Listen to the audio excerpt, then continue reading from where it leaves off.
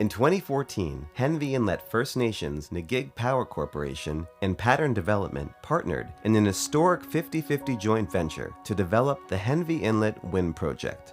The $1.2 billion project represents the largest wind project financing in Canadian history. Pattern Energy will serve as the long-term operator of the facility over its 20-year life. Ngig and Pattern Development supported the creation of Henvey Inlet First Nations' environmental stewardship regime, a precedent-setting legal framework that guides construction, operation, and decommissioning of the project. The First Nation was dependent on government funding. I didn't want that for our community. My vision for the project was to bring autonomy, self-governance to the First Nation, infrastructure, health services, all those good things that we're lacking in.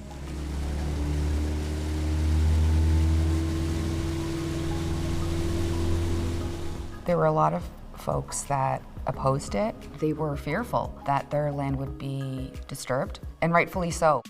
We started out with the environmental assessment process to help the community understand what kind of impacts this project would have on the wildlife, the water, the vegetation. If we were to proceed with wind farm development, we would have to develop one of the most rigorous environmental stewardship regimes in the industry. From that, Henvey could become its own environmental protection agency. The community took that step of issuing a permit for the project. Savanta was engaged by Henvey Inlet First Nation to act as the environmental commissioner to oversee and enforce the permit commitments that were made during the environmental assessment. Okay, stay live reading. Submerge it. Okay, got the reading. A lot of Indigenous knowledge was transferred into that permit where industry didn't understand how to actually work with our world perspective or our relationship with the land. Savanta hired community members from Henvey Inlet First Nation and adjacent First Nation communities to act as abatement officers who would be monitoring construction activities to ensure permit commitments are fulfilled.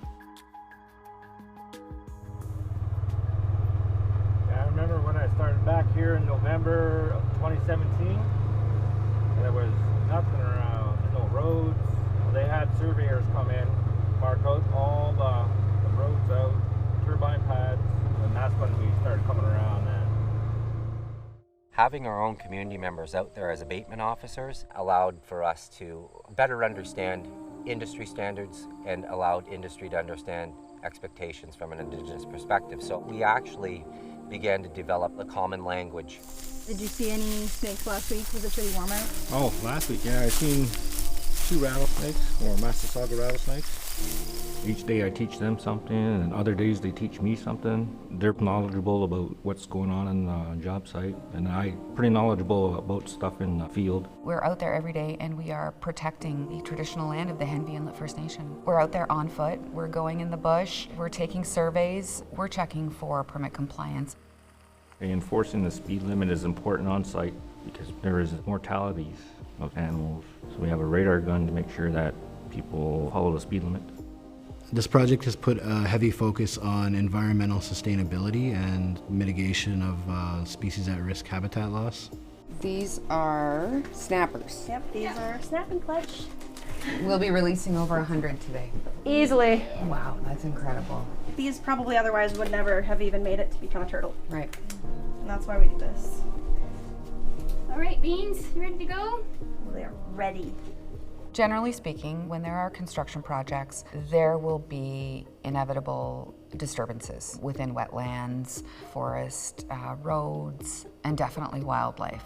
When issues arise with species at risk, issues with habitat, we all work together to find offsets to remedy those issues. One of the ways that the project has come up with creatively offsetting that is by having programs such as the turtle release that occurs in Magnetic One First Nation. That's where they originally came from, was the culvert system. So Okay. we're still within their home range, but Right. without taking them too far away. It's just we've removed them from any danger and moved them to a good spot. Perfect. Yeah. I don't feel conflicted anymore. I thought maybe it's going to be difficult for us to hunt, but it turns out our wildlife on our reserve is being taken care of. You still see wildlife out there. I've been hunting since I was little and trapping partridge, moose, deer. This turkey's starting to come around. Probably try that this year.